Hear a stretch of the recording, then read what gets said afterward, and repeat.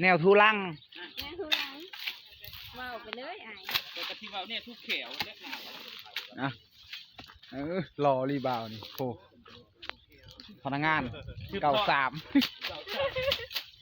พนักงานก็คือคำลงไทยเก่าสามการนวันนี้ได้เบาแก้วบ่มาได้เบาแก้วเด้อได้ยินเขาถามมาเด้อใช่ทุกคนชื่อแอนะบอกอาบน้ำเลยเด้อลายมือเด้อบ่ได้อาบโอ้โมเมนต์เบาแก้ว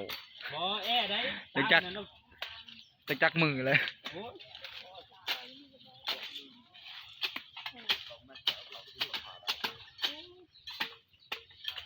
บ่าวคนไต่คนชายดูคนจะเอาดงโซ่เกี่ยวโอ้ย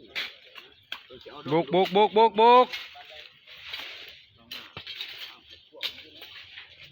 อ้ยมายังบักอะตาบอดเนี่ยคนตาบอดเลย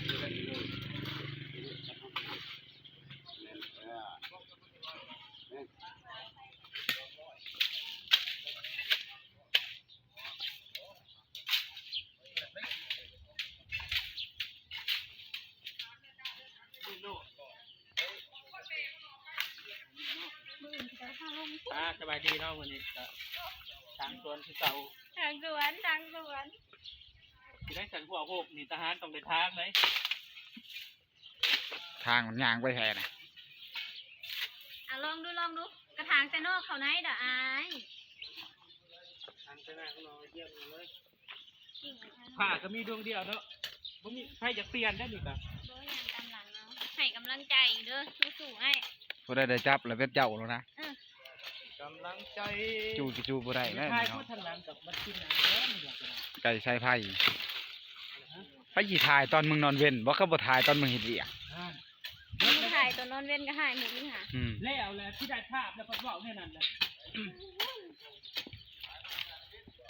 ะมีคนให้กำลังใจอยู่ในห้องบ้ากี่กระตือผู้ให้กำลังใจก็มีดิไอ้ขมิ้น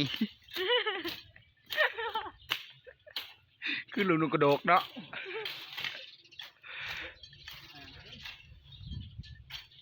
ไม่ใช่ไอ้ผงวะพอดีเลยตัวตึงหากรรมการเนาะพนักงาน42เนาะโทรแห่งโหดตายใครจะกินเนาะ